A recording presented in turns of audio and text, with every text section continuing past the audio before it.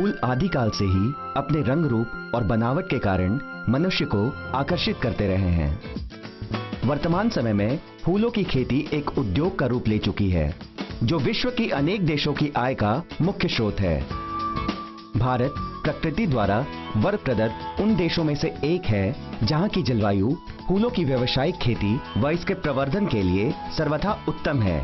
इसी कारण देश के किसान व बागवान फूलों की खेती में अधिक रुचि लेने लगे हैं, जिसके परिणाम स्वरूप पुष्प व्यवसाय के अंतर्गत क्षेत्रफल निरंतर बढ़ता जा रहा है।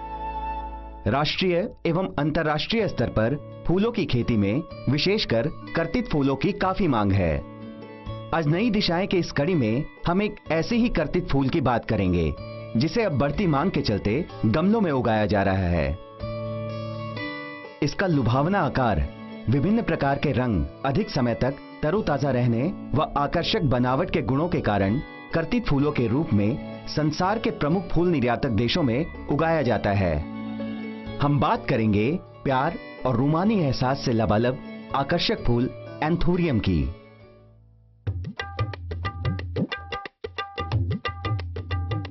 भारतीय किसानों ने एंथूरियम को गमलों में उगाकर फूल प्रेमियों के समक्ष उपहार के रूप में प्रस्तुत किया है। अब इस फूल की सुंदरता को आप कुछ हफ्ते नहीं बल्कि महीनों तक निहार सकते हैं। ये फूल संरक्षित खेती द्वारा पॉली हाउस में साल भर उगाया जा सकता है और गमलों में उगाए जाने वाले फूलों की बढ़ती हुई मांग ने हमारे किसानों को मुनाफा कमाने का अच्छा जरिया दिया है। रचनात्मक तरीके से गमलों में उगाए जाने वाले सुंदर, आकर्षक और कई रंगों में मिलने वाले इस फूल का नाम है एंथूरियम। अपनी सुंदरता के कारण एंथूरियम फूल व्यापार में महत्वपूर्ण स्थान रखता है। इसे इसके आकर्षक फूलों और पत्तों के लिए उगाया जाता है। ये सदाबहार उष्णकटिबंधीय घास का पौधा है।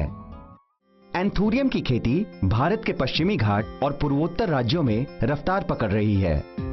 पश्चिमी घाट में कर्नाटक एवं केरल राज्यों के किसानों तथा कॉफी बागवानों ने एंथूरियम की खेती को शौक के रूप में अपनाया था, जो अब व्यावसायिक खेती का रूप ले चुकी है। आज भारत में एंथूरियम की गमलों में कृषि चुनिंदा राज्यों जैसे आंध्र प्रदेश, केरल, पश्चिम बंगाल और महाराष्ट्र में बहुत ही सीमित क्षेत्र में की जा रही है। कट फ्लावर तो चल ही रहा है, फार्मर्स कर ही रहे, लेकिन पॉट का डेफिनेटली फ्यूचर ब्राइट है। इसके लिए हम लोग पॉट में शुरू किया। अभी ये जो आप पीछे देख रहे हैं ये एंथूरियम है। ये एक प्रेशियस पॉट प्लांट्स कहा जाता है। इसमें अभी आपके पास, हमारे पास यहाँ पे रेड कलर लगा हुआ है, लेकिन इसमें लगभग 10-12 कलर्स है। ये छोटे प्लांट्स हम लोग लेते हैं, रूटेड प्लांट्स होते हैं या इनिशिएटेड प्लांट्स होते हैं, और वो लगाते हैं और इसको ग्रो कर देते हैं। इसकी बढ़ती हुई मांग और संरक्षित कृषि के बढ़ते हुए चलन को देखते हुए यह अनुमान लगाया जा सकता है कि गमलों में एंथूरियम की व्यावसायिक कृषि बड़े पैमाने पर भारत के कई अन्य राज्यों में भी बहुत जल्द शुरू हो जाएगी। गमलों में एंथूरियम की कृषि, यह विषय सुनने में जितना रोचक है, उससे कहीं ज्यादा रोचक है इसकी कृषि तकनीक। इससे पहले कि हम ये बताएं कि किसान एंथूरियम की कृषि गमलों में कैसे करें, उससे पहले ये जानना बहुत जरूरी है कि किसान रोपण के लिए एंथूरियम की पौध कैसे प्राप्त करते हैं।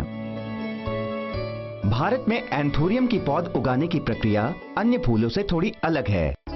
एंथूरियम की पौध को भारत में बीज से उगाना संभव नहीं है, इसलिए एंथूरियम की पौध को प्रयोगशालाओं में ऊतक संवर्धन तकनीक से तैयार किया जाता है। आइए पहले हम ये जान लें कि प्रयोगशालाओं में इसकी पौध को तैयार कैसे किया जाता है। ऊतक संवर्धन तकनीक के अंतर्गत विदेश से लाई गई मूल पौध या मदर प्लांट के संवर्धन से प्रयोगशाला में पौध संवर्धित की जाती है। इसके लिए मूल पौध के ऊतक से पौध प्राप्त करने की प्रक्रिया प्रारंभ की जाती है। प्रयोगशालाओं में अनुकूल वातावरण और एक लंबी प्रक्रिया के बाद एंथूरियम की स्वस्थ पौध तैयार हो जाती है। ऊतक संवर्धन तकनीक से प्राप्त इस पौध को परख नली से बाहर निकालने के बाद अगले चरण के लिए भेज दिया जाता है। एंथोरियम की सफलतापूर्वक कृषि करने के लिए आपके क्षेत्र का तापमान 15 से 28 डिग्री सेल्सियस के बीच होना चाहिए। लेकिन एंथोरियम के पौधों व फूलों का विकास पूरी तरह से प्रकाश संश्लेषण की क्रिया पर निर्भर करता है। इसलिए एंथोरियम की व्यावसायिक कृषि आधुनिक उपकरणों वाले पॉली हाउस में करनी चाहिए, जहां तुषार प्रवाहक, रेचक पंखे तथा स्वचालित जलवायु नियंत्रण प्रणाली की मदद से वातावरण को कृषि के लिए अनुकूल बनाया जाता हो। आज भारत में कई तरह के पॉली हाउस बनाए जाते हैं, लेकिन एंथोरियम की कृषि के लिए किस तरह के पॉली हाउस का निर्माण करना चाहिए, यह बहुत जरूरी विषय है। तो आप अगर एंथोरियम की व्यावसायिक कृषि गमलों में करना चाहते हो, तो सबसे पहले अपने नजदीकी कृषि विज्ञान केंद्र जाकर पॉली हाउस की संरचना व पॉली हाउस से संबंधित सभी जानकारियों पर विशेषज्ञों से विचार विमर्श अवश्य करें। दोस्तों, मोर इम्पोर्टेंट, जब भी आपको पॉट प्लांट की खेती करनी है ग्रीन हाउस के अंदर, तो ध्यान रखिएगा कि जो ग्रीन हाउस बनाओगे आप, उस ग्रीन हाउस की क्वालिटी उच्चतम होनी चाहिए। उसको जो आप फिल्म बिठाएंगे वो फिल्म की क्वालिटी उच्चतम होनी चाहिए। आपका जो ग्रीन हाउस के अंदर जो नेट लगता है वो नेट आपका ऑटोमेटिक होनी चाहिए, क्योंकि उसी हिसाब से आप लक्स कंट्रोल कर पाओगे। आप सोचेंगे कि मैं लेबर बेस पे लक्स कंट्रोल करूंगा, तो वो होता नहीं है, प्रैक्टिकली ये पॉसिबल नहीं है। तो आपको ये ध्यान रखना है कि जो भी आप ग्रीन हाउस का कंस्ट्रक्शन करवा लोगे, वो ग्रीन हाउस उच्चतम क्वालिटी का होना चाहिए।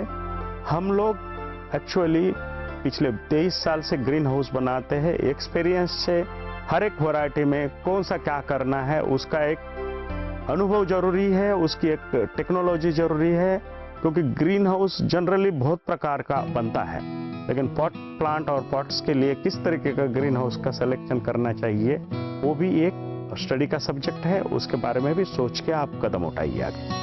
इस तैयार मीडिया को गमलों में भरने के बाद प्रयोगशाला से लाए एंथोरियम की पौध का इन गमलों में रोपण कर दिया जाता है।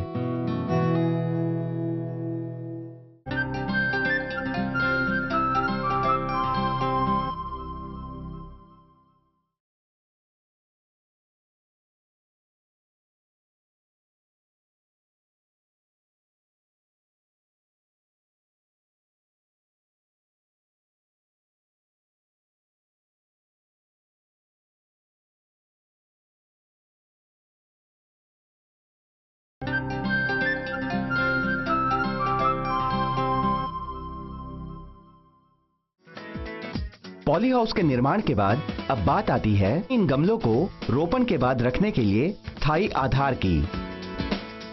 पॉली हाउस के अंदर गमलों में कृषि करने के लिए किसान एक आधार तैयार करते हैं। ये आधार जमीन से 2.5 फुट ऊंचा और कम से कम 32 फुट लंबा होता है। इस विशेष प्रकार की संरचना को तैयार करने के लिए सबसे पहले दोनों छोर पर लोहे के मजबूत खंभों को स्थापित किया जाता है। इसके बाद एक छोर से दूसरे छोर तक प्लास्टिक के मजबूत तार को खंभों के सहारे बांध दिया जाता है। अब इन तारों पर एक खास किस्म की ट्रे को रखा जाता है। इस ट्रे की खासियत यह है कि इसमें गमलों की तली के आकार से थोड़े बड़े 9 खाने समानांतर दूरी पर बने होते हैं, जो पौधों की वृद्धि के दौरान उचित वायु संचार में मदद करते हैं और किसानों को हर पौधे का सही रखरखाव करने में कोई बाधा भी नहीं आती। इन ट्रे को एक एक कर प्लास्टिक की सुतली से बांधकर एक मजबूत आधार का रूप दे दिया जाता है।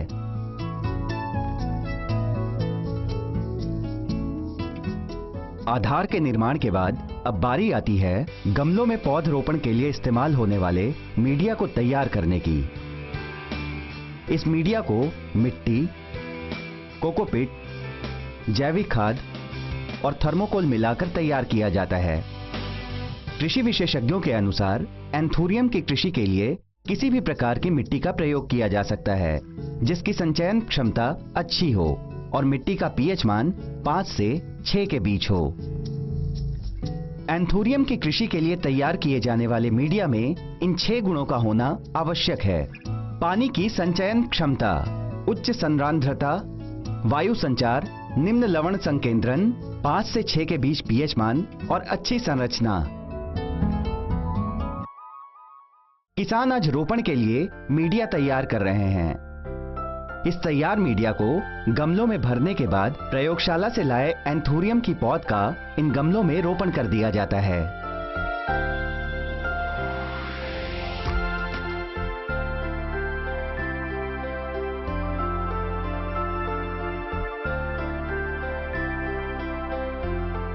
रोपण के तुरंत बाद इन गमलों को पॉली हाउस के अंदर तैयार किए गए आधार पर रख दिया जाता है।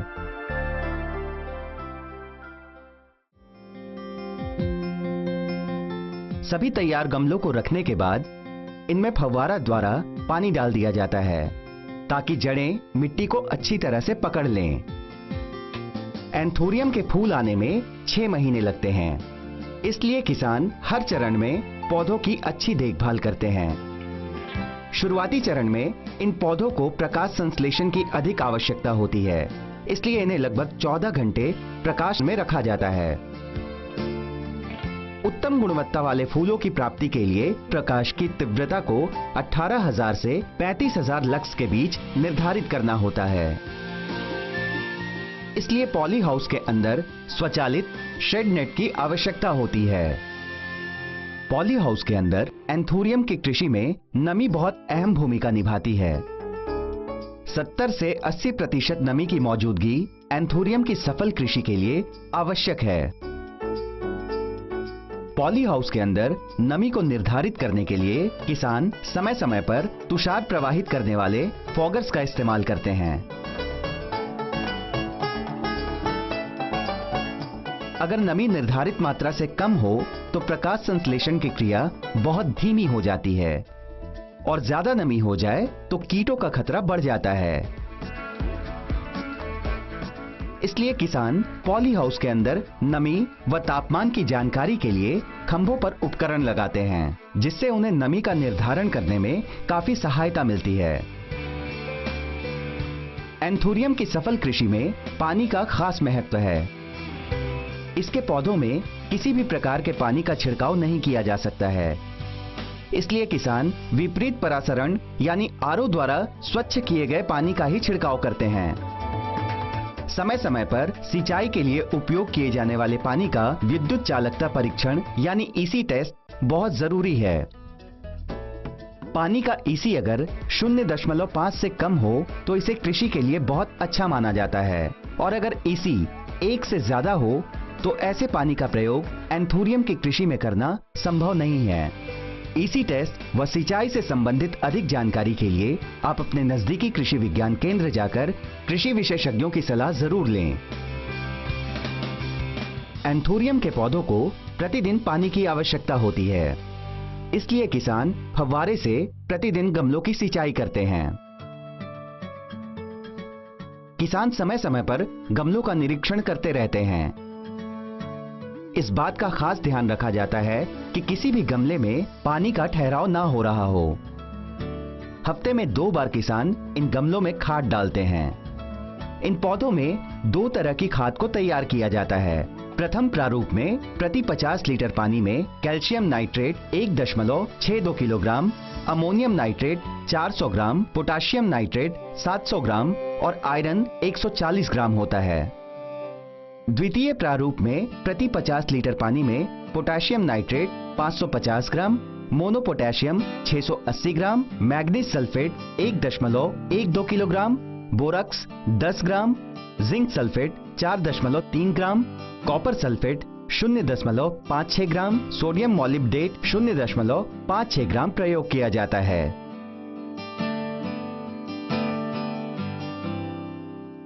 अब इन दोनों खादों को 1000 लीटर पानी में एक निर्धारित मात्रा में मिलाकर गमलों में मग या फव्वारे से डाल दिया जाता है। पहले चरण से लेकर आखिरी चरण तक अलग अलग अनुपात में खाद डाली जाती है। खाद के चयन, मात्रा व अनुपात की अधिक जानकारी के लिए आप कृषि विशेषज्ञों की सलाह जरूर लें। अब ये पौधे 3 महीने के हो गए हैं। इनके पत्तों और तने को देखकर लग रहा है कि ये बिल्कुल स्वस्थ हैं और इनका अच्छी तरह से ध्यान रखा जा रहा है। हर 10 से 15 दिनों में गमले से पौधों को मीडिया सहित बाहर निकालकर जड़ों का निरीक्षण किया जाता है। सफेद व हल्के भूरे रंग की जड़ों से पता लग जाता है कि पौधे स्वस्थ हैं। एंथोरियम के पौधों में कीटों का हमला बहुत अधिक होता है, इसलिए हर 7 से 8 दिन के अंतराल में इन पर कीटनाशक का छिड़काव कर दिया जाता है। एंथोरियम के पौधों पर घुन, थ्रिप्स और कमला कीट तथा जीवाणु जनित अंगमारी व जड़ सड़न जैसी बीमारियों का खतरा रहता है। आज किसान इन सभी कीट तथा बीमारियों के प्रकोप से बचने के लिए एहतियात के तौर पर जैविक कीटनाशक का प्रयोग करते हैं। जैविक पद्धति अपनाने के काफी फायदे हैं। जैविक खाद और कीटनाशक की जानकारी आप कृषि विज्ञान केंद्र के कृषि विशेषज्ञों से प्राप्त कर सकते हैं या फिर अपने फोन के जरिए किसान हेल्पलाइन की मुफ्त सेवा का भी लाभ उठा सकते हैं। नजदीक में गमले भेजने के लिए किसान क्रेट का इस्तेमाल करते हैं और लंबी दूरी पर भेजने के लिए किसान गत्ते से बने डब्बों का इस्तेमाल करते हैं।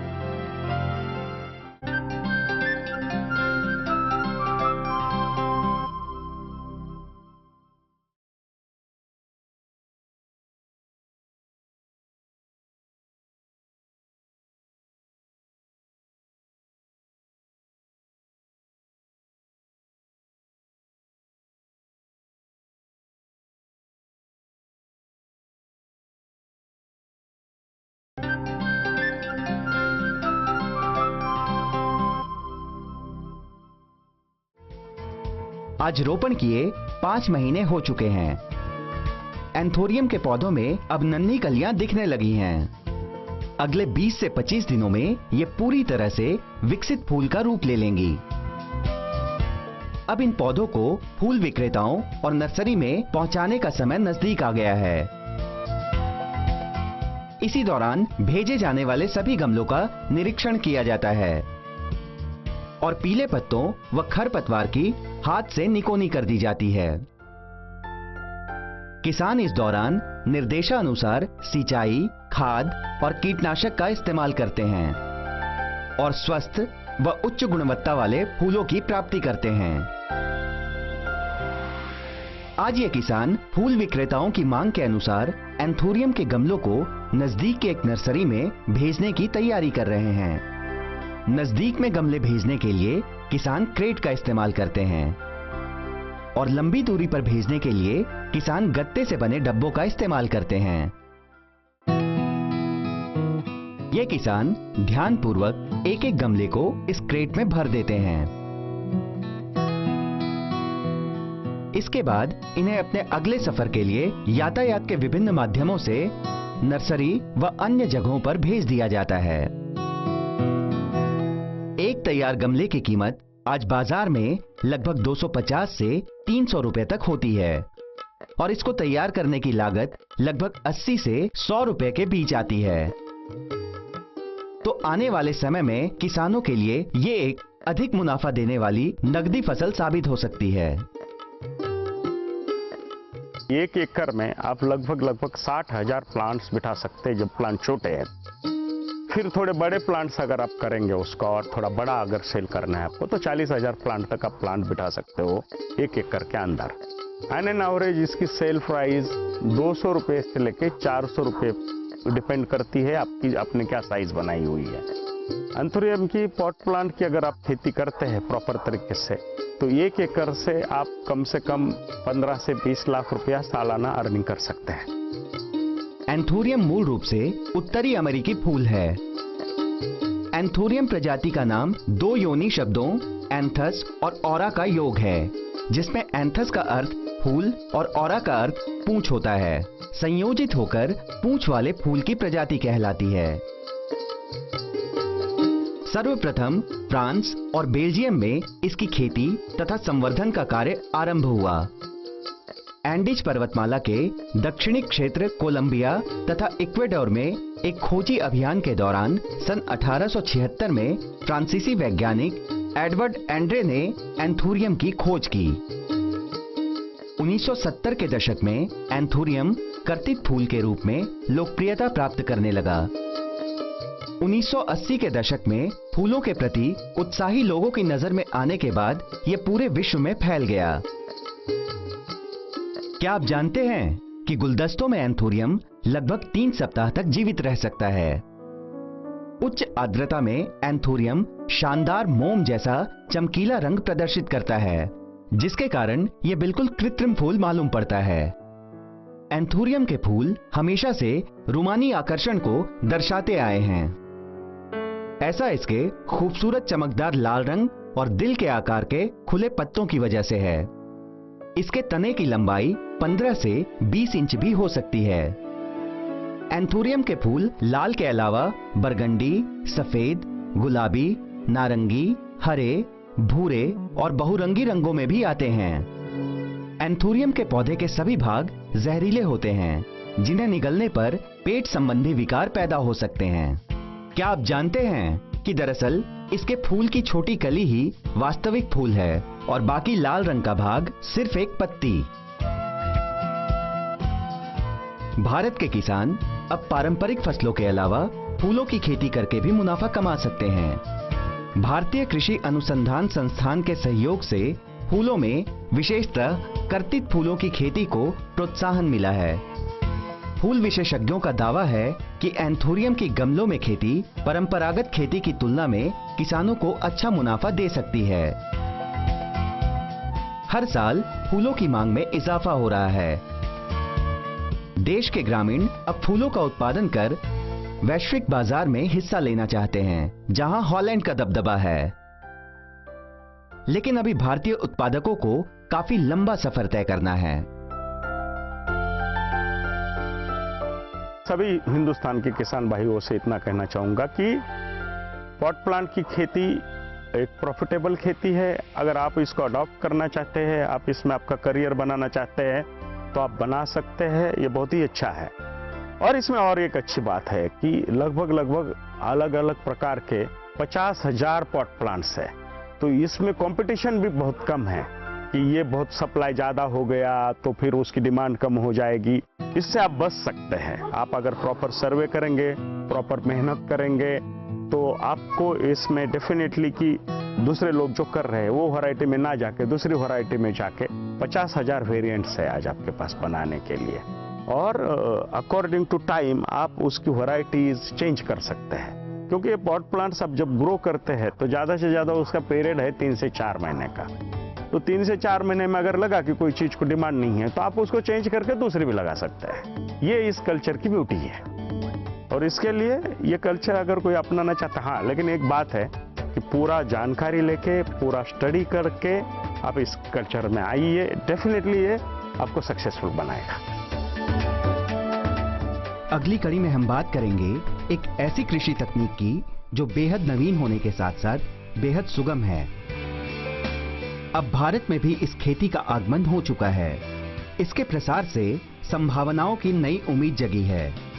हम बात करेंगे हाइड्रोपोनिक्स की, जिसे मिट्टी रहित खेती भी कहते हैं।